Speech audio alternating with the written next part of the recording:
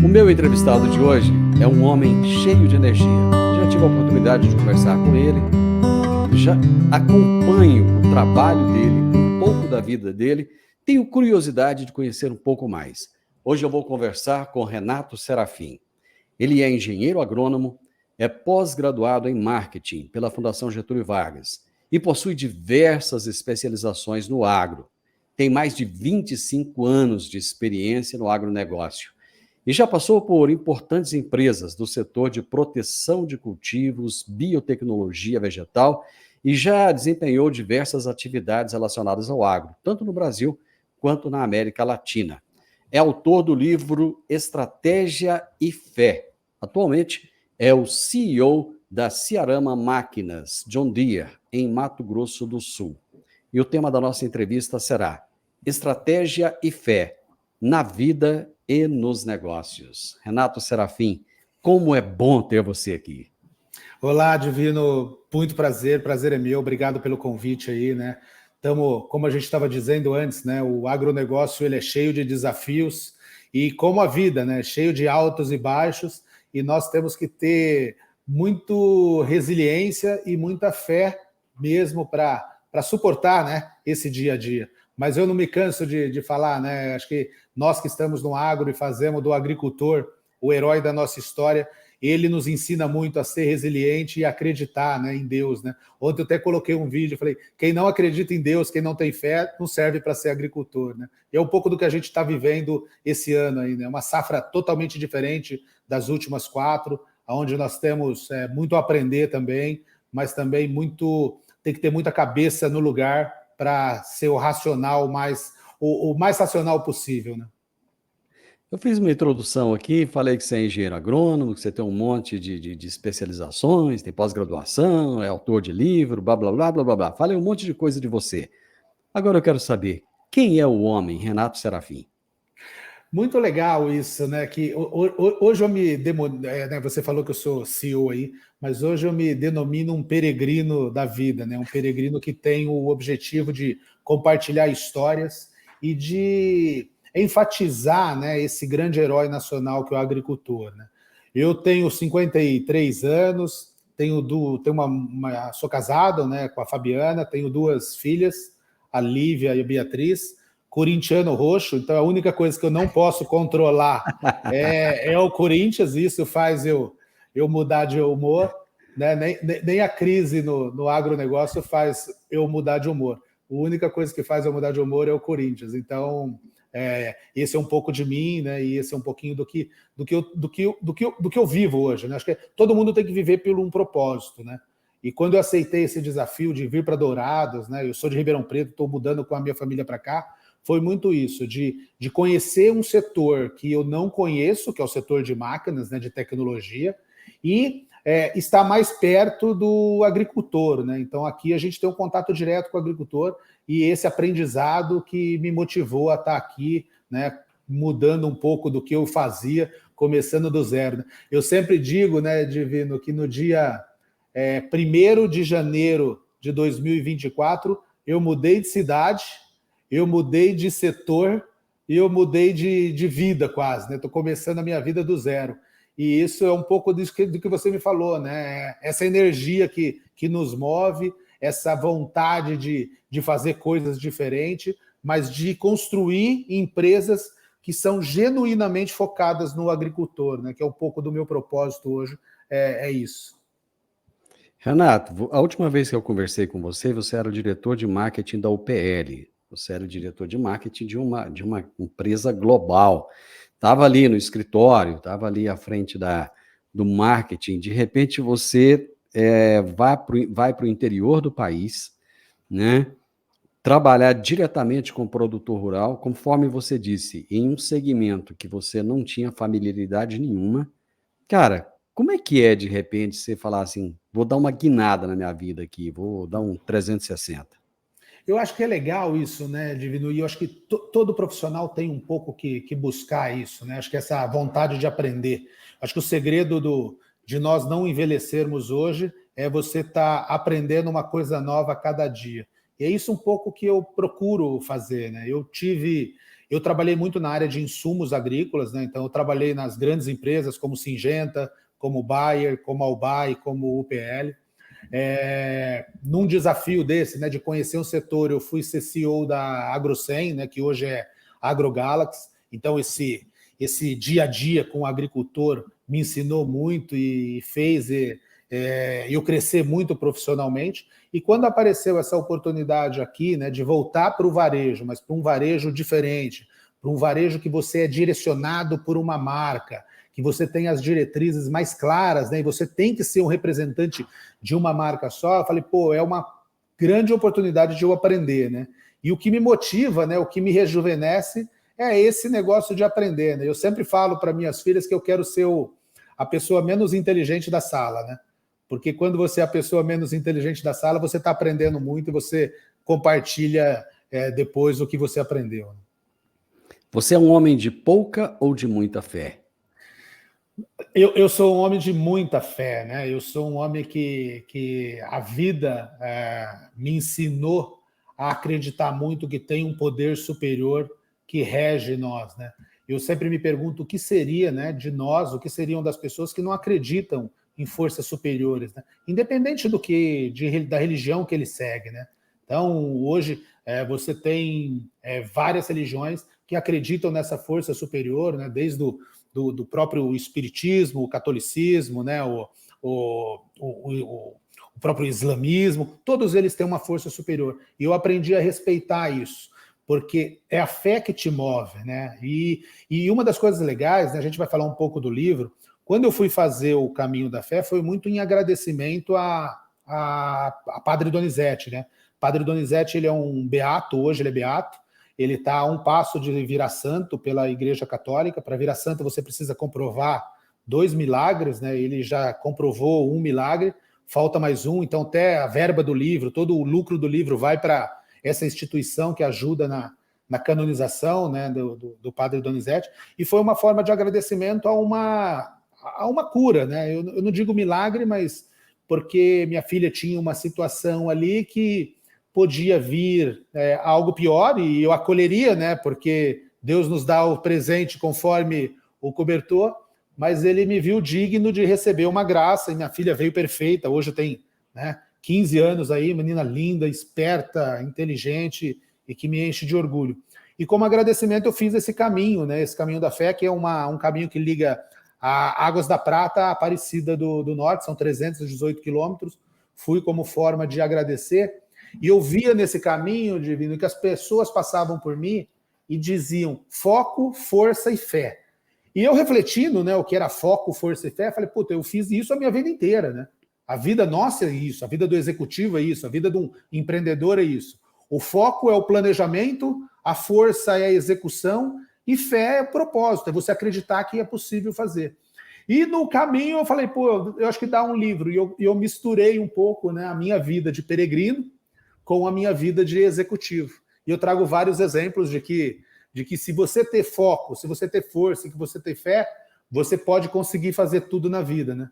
Do menino criado, né, filho de militar, criado em Barrinha, chegar a ser CEO, né, de empresas e hoje ser responsável, né, de transformar vidas aí de 508 colaboradores que nós temos aqui e de maximizar o potencial dessas pessoas, né? Então isso me motiva e eu acredito muito que eu só cheguei aqui por causa dessa fé que eu tenho e pela ajuda, né, dos caminhos que são facilitados quando você acredita em algo superior, né?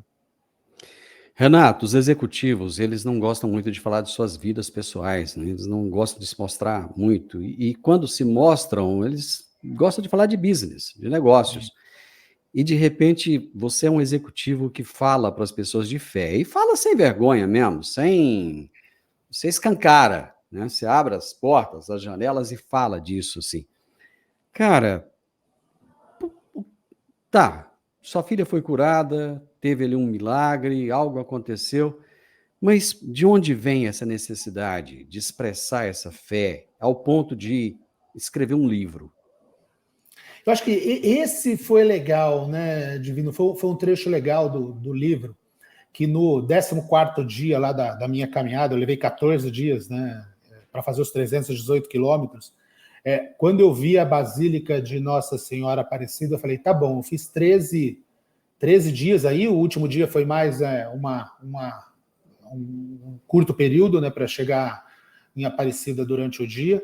Eu vi a Basílica e falei, pô, essa história tem que ser compartilhada, porque tem muitas pessoas que enfrentaram o que eu enfrentei, tem muitas pessoas que têm o problema do dia a dia que eu tenho, mas eu posso usar dessa história uma maneira de mostrar que se você acreditar, que se você acreditar que tem força superior, que se você acreditar que tem coisas que nos norteiam, isso vai ser bom para as outras pessoas. E por isso que eu decidi fazer o livro, fiz palestras, né, mostrando muito isso, mostrando que a força das pessoas está no que elas acreditam.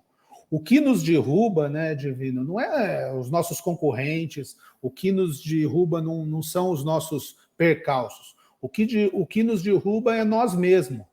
E a maneira de você ter uma vitória sobre você mesmo é você acreditar em algo. Porque se você não acredita em algo, se você só tem você como pilar, na primeira dificuldade, você vai desistir. Porque você acha que você está sozinho ali. E eu aprendi, né, com essa minha fé, que eu nunca estou sozinho. Nos momentos mais difíceis que eu passei, tinha sempre a ajuda divina, ajuda de algo superior me norteando, me ajudando a tomar as decisões e me ajudando a superar aqueles problemas. Eu resolvi, né, como propósito de vida, além de fazer, né, o agricultor o herói da minha história, é dividir com as pessoas isso, né, dividir com as pessoas essa história de superação, de acreditar em Deus, né, de acreditar em Nossa Senhora, de acreditar em uma força superior, e para que as pessoas vejam, né, e se inspirem um pouco nessa história para também buscar o mesmo caminho. Para além da fé, em que momento você entendeu que a estratégia era algo importante de se ter na vida? Acho que assim, nós somos guiados, né? E eu sempre falei isso. Quando você faz. O que é estratégia, né? Estratégia é você saber aonde você está num ponto A, quais são as suas fortalezas, quais são as suas fraquezas, e desenhar aonde você quer ir, que seria o ponto B. Que é exatamente o que eu fiz como peregrino, né? Eu tinha que sair de Águas da Prata, percorrer 318 quilômetros até Aparecida do Norte e fazer a minha estratégia de caminho. É o que a gente faz nas empresas. E eu acredito muito, Divino, que se você não tiver estratégia, né? Quem não tem estratégia para mim, eu sempre falo que qualquer caminho serve, né?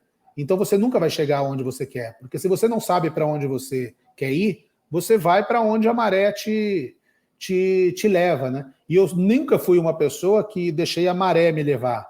Eu sempre desenhei muito claro meus objetivos, né? Desde que eu me formei, né, desde da parte de carreira, da parte profissional, do que eu queria ser, do que eu queria conseguir, eu sempre desenhei estratégia. E nós, né, eu sempre falo que nós, quando criança, as pessoas induzem nós a criar uma estratégia, porque a primeira pergunta que os nossos pais, né, os nossos parentes nos fazem é o que você quer ser quando crescer? E para você, o que você quer ser quando crescer, você tem que fazer um planejamento, você tem que desenhar uma estratégia, né? Então, eu sempre digo, né, a estratégia é 5% da coisa. 95% vai ser execução, vai ser transpiração, né? E o que norteia você conseguir fazer é você acreditar que aquilo é possível, né? Então, por isso que esse livro veio muito para ajudar esses valores que eu tinha da vida, né? Essas bases que me fizeram a chegar, né, na carreira muito mais do que eu imaginava. O que você queria ser quando você crescesse? Cara, o primeiro ponto eu queria ser militar, né? Eu sou filho de militar, né? Meu pai era tenente da cavalaria e eu tenho um tio também tenente da Polícia Militar de São Paulo. Meu pai era da cavalaria da Polícia Militar de São Paulo. E o meu sonho era ser militar. Mas no meio do tempo, né? Eu comecei a fazer engenharia mecânica, não gostei do curso, fui para agronomia, né? Me apaixonei por agronomia.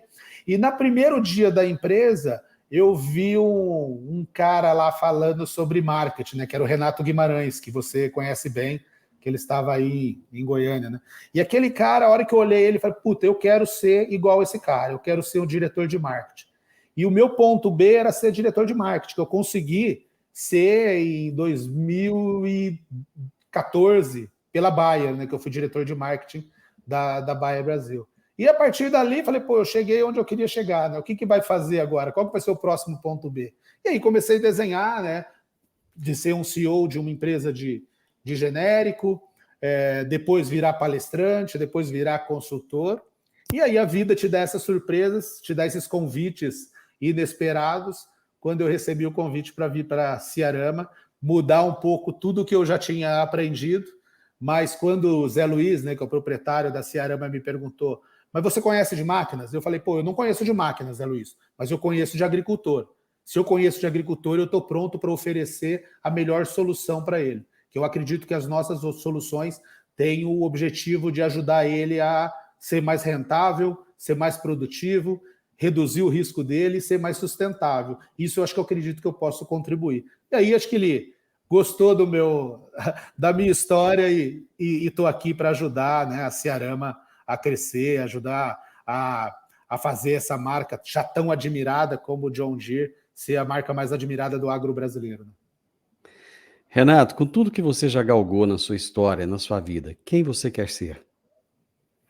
Cara, é legal isso, né? Essa pergunta, mas hoje, Divino, eu quero ser esse peregrino que compartilha histórias do agricultor, eu quero ser esse peregrino que compartilha palavras de incentivo, eu quero ser esse peregrino que leva inspiração para as pessoas a acreditar em Deus, para acreditar em forças superiores que nos ajudam.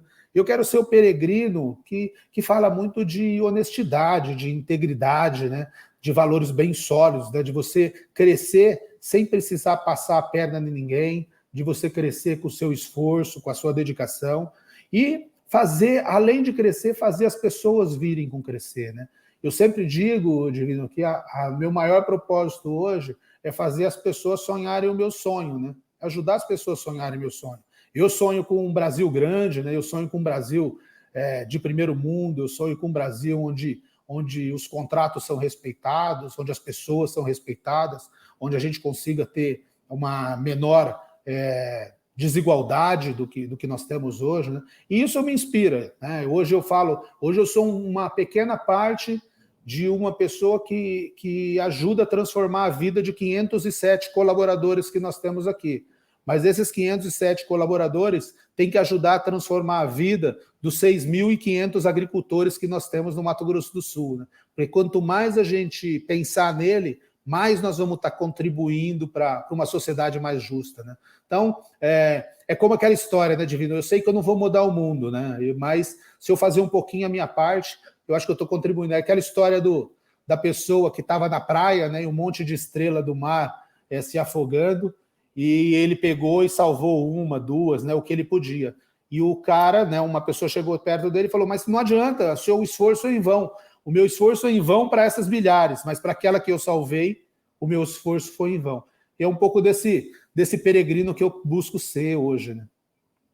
Renato, esse peregrino que ouviu de tantas pessoas, força, foco e fé, o que ele fala hoje para o produtor que muitas vezes está desanimado ou que está desesperado diante de uma frustração de safra, diante de um clima que não está ajudando, diante de tantas intempéries e tantas forças, né, de mercado que puxam o cara para baixo? Ele sabe que ele comprou a melhor semente, ele fez a melhor estratégia ali no solo, ele preparou, ele colocou no tempo certo e de repente tudo começa a dar errado. Quais são as palavras que você direciona a esses produtores? É muito legal, né, Divino, isso, né? Porque eu falo assim, hoje, esse agricultor que me inspira, né? Esse agricultor que faz eu levantar cedo todo dia e trabalhar para ele, e você me pedir para eu falar para ele alguma coisa, né? Porque eu falo assim, eu aprendo muito com o agricultor resiliência, né? Se você não for resiliente, você não serve para ser agricultor. Eu me inspiro muito no agricultor, na fé dele, né? Porque se o agricultor não acreditar em Deus, ele não é agricultor. Eu me inspiro muito no agricultor pela essa tradição, né, de família, de propriedade, né, de trazer, de construir riqueza. Então, esses três valores me inspiram muito. O que eu posso dizer para o agricultor hoje é que vamos manter esses valores sólidos, né? Vamos manter a nossa integridade, vamos manter os nossos valores firmes, né? Sabemos que é um ano difícil, onde nós vamos ter que honrar os nossos compromissos. Eu acho que temos que manter isso, manter a resiliência, né? Que sabemos que muitos vão ter colheitas menores, mas, cara, colher a soja, acordar no outro dia e plantar o milho e tentar ser o mais racional possível. E o terceiro ponto, continua acreditando, né? Continua fazendo o nosso papel, que o nosso papel é nobre, né? Acho que o nosso papel de alimentar o mundo, eu tenho certeza que o homem lá de cima olha para a gente com carinho especial e o que depender dele, ele vai nos ajudar, né? Então, nós vamos sair muito dessa situação. E como eu dizia, né? Acho que nós passamos 4 anos muito diferentes do que estamos passando agora. Mas nós passamos crises muito piores do que essa que a gente está passando, né? Nós passamos crises de desvalorização de câmbio, passamos crises do mercado não reagir, passamos crises de um agricultor muito mais endividado do que está hoje, né? A gente tem uma gordura que essas 4 safras nos deu. O que a gente precisa é ter racionalização dos custos, né? Nós estamos vivendo um setor muito difícil, né? Porque é um setor que o agricultor ele está vendo o futuro. Não, compra de máquinas, ele está olhando o futuro. A compra de tecnologia, ele está olhando o futuro. O que nós precisamos estar nesse lado dele é olhar o que esse futuro, o que essa tecnologia pode ajudar ele a fazer o que ele tem que fazer agora, que é racionalizar os custos. Nós não vamos ter mais soja a 180, 200 reais. Nós temos que fazer uma soja num nível de preços que é o preço histórico, que é o que a gente está hoje. Então, nós temos que ser muito mais eficiente. Então, isso vai levar de nós essa racionalização, né? De ser muito mais racional, de você pensar muito mais como gestor, de você pensar muito mais como muito mais estratégico do que é, né? Eu sempre digo, cara, em tempos de vacas gordas, qualquer um cresce, né? Mas em tempos como esse, é só os fortes e os racionais que vão continuar crescendo. E nós vimos isso, né, Divino, nesses 25, 30 anos que eu tenho, e você também do agronegócio, nós já vimos isso acontecer e nós vimos que quem estava mais preparado continuou a crescer, né? Só tem uma coisa, né? Nós vamos continuar a alimentar o mundo, nós vamos precisar continuar a produzir alimento, porque se tem uma coisa que ninguém consegue substituir é a comida ainda, né? Exatamente. Como é iniciar num setor que você não tinha experiência, não era a sua expertise, no momento em que as pessoas têm que racionalizar custos? Quer dizer, como é que você vai vender máquina para os caras numa hora em que o cara está ali pensando, eu tenho que economizar de todas as formas? Mas isso é um desafio, mas o que eu estou aprendendo nesse 1 mês que eu estou aqui é coisa fantástica. Eu nunca vi uma empresa, né, uma empresa como Ciarame e John Deere, eu vou falar das duas assim, com tanto foco no agricultor como nós temos. O conhecimento que nós temos do agricultor chega a detalhes que nós podemos ajudar muito ele. Quando eu chego num agricultor hoje e eu ofereço um equipamento novo, né, que eu ofereço condições de ele ter esse equipamento, eu não estou mais vendendo o equipamento. Eu estou vendendo a tecnologia que esse equipamento proporciona. A gente tem um grande desafio aqui, que é fazer os agricultores usar, porque muitos agricultores compram uma máquina que tem tecnologia top e ele não está usando toda essa tecnologia. Então, nós temos que fazer esse agricultor usar o máximo possível dessa tecnologia. E nós acreditamos que com essa tecnologia, ele vai aumentar muito a produtividade e aumentar a eficiência dele. Hoje a gente consegue ver muitos níveis de desperdício ainda numa agricultura totalmente profissional como a nossa.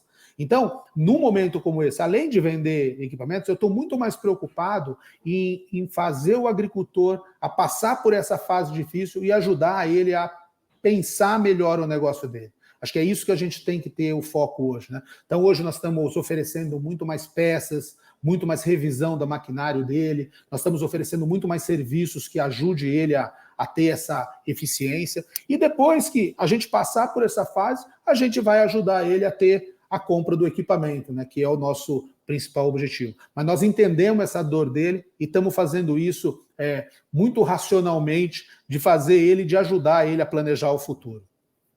Quais dicas de estratégia você daria hoje para o produtor rural nesse momento tão conturbado.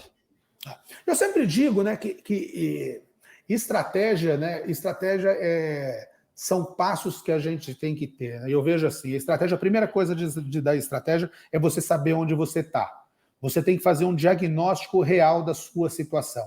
O agricultor hoje tem que saber, na ponta do lápis, quanto que é o custo de produção dele, né? Quanto que ele pode ganhar de eficiência nesse custo de operação, saber quais são as fortalezas dele, né? O que ele é forte, o que ele é bom em fazer. Né? Se aquele agricultor ele é bom em aumentar a área, em capitalizar isso, ele deve fazer. Se ele é bom em produzir na área dele, ele tem que fazer. Então, a primeira coisa, ele tem que conhecer ele tem que saber as fortalezas e as fraquezas e definir a estratégia dele.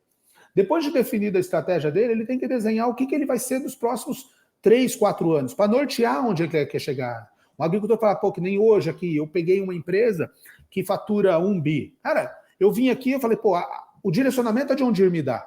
Mas eu tenho que fazer essa empresa dobrar. Para dobrar, o que eu tenho que fazer? Eu tenho que ser forte nisso, eu tenho que ser forte nisso, eu tenho que ser forte nisso. Eu tenho que reduzir onde eu sou fraco. E o agricultor tem que fazer a mesma coisa. E depois de desenhado esse plano, ele tem que fazer iniciativas chaves que vão levar ele a isso. Né? Então, falar, eu preciso modernizar o meu parque de máquinas. Eu preciso fazer um planejamento de compra melhor. Eu preciso ver as variedades que são mais produtivas e são mais adaptativas. E, a partir disso, fazer execução. Né? Eu sempre falo, 5% da inspiração, ele sabe fazer. Mas e como nós vamos executar isso? Como nós vamos medir? Como nós vamos controlar para ele chegar nisso? Eu tenho uma história muito legal, né, Divino, na minha vida, que eu fui um dos idealizadores do SESB. O SESB foi criado quando eu era gerente de marketing de soja. E o Brasil, naquela época, ele produzia 3 mil quilos por hectare. E eu reuni, né, um board de nomes famosíssimos, Fancelli, Décio Gazzoni, né, Erasmo Soares, Adriano Balbinotti, só a fera da soja, e falei, cara, nós temos um objetivo. Com 3 mil quilos por hectare de soja, nós não vamos dar perpetuidade para o agricultor. Nós temos que fazer ele produzir 4 mil quilos por hectare. Eu desenhei o plano B. Depois do que foi construído com esses caras, virou essa referência. Né? Hoje o SESB ajudou o Brasil a estar em patamares aí que era um sonho há 15, né, 12 anos atrás, 15 anos atrás. Subiu a régua, né? Hoje nós estamos no 4 mil quilos por hectare, tem agricultor produzindo 5 mil e 6 mil. E como foi isso? Foi pelo exemplo. A gente mostrou que boas práticas, né, o concurso que o SESB tem, era uma iniciativa para quê? Para você aprender. Porque se você ver gente fazendo dar certo, você vai fazer isso. Então, o agricultor ele tem que se comparar, né? E eu uso muito isso aqui. A gente tem ferramentas para o agricultor saber hoje se ele está consumindo mais ou menos diesel do que os pares dele. Nós conseguimos ver se o agricultor está produzindo mais ou menos do que a região. Nós conseguimos ver quais as variedades se adaptaram melhor. Então, todas essas informações são conteúdos que ele deve usar para chegar onde ele quer chegar. Né? Então, esses exemplos de você construir junto, mas você dar uma direção, é muito poderoso. Né? Então, por isso que eu sempre digo, né, que o mais importante da estratégia é você saber para onde você quer ir. Né? Então, se você sabe para onde você quer ir, você pode ir numa linha reta, você pode ir em linhas sinuosas, mas você sabe aonde você vai chegar. Né? Meu amigo, para terminar nossa prosa aqui, eu gostaria de deixar uma frase que não é minha. É de um rapaz que viveu há muitos anos atrás, escreveu várias cartas que ficaram famosas, e uma dessas frases que ele colocou nessa carta foi o seguinte: a fé é a certeza do que esperamos e é a prova das coisas que não vemos. Legal. O apóstolo Paulo que escreveu na carta aos Hebreus, né? Então, é você acreditar naquilo que você não está vendo, porque se você vê, não é fé, né? Você acredita e tem a certeza de que aquilo vai se tornar realidade, de que aquilo vai acontecer, né? E esse é o meu conceito de fé, que era o conceito de Paulo. Meu amigo. E é muito legal isso, Divino. Eu tenho uma de Padre Donizete que eu gosto muito, né? Quando eu falo de fé. Ele fala assim: para quem acredita em Deus, nenhuma explicação. Você não precisa explicar nada. Para quem não acredita em Deus, nenhuma explicação será possível. Então não existe como você provar para alguém que não acredita em Deus que Deus existe. E para quem acredita que Deus existe, não precisa explicar nada, que ele sabe que Deus existe. Né?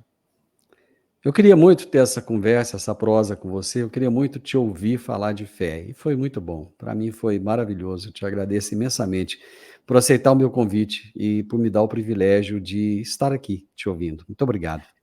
E eu que agradeço, muito obrigado. Acho que dentro desse propósito de compartilhar histórias e de inspirar as pessoas a acreditar que nós podemos ser melhor a cada dia.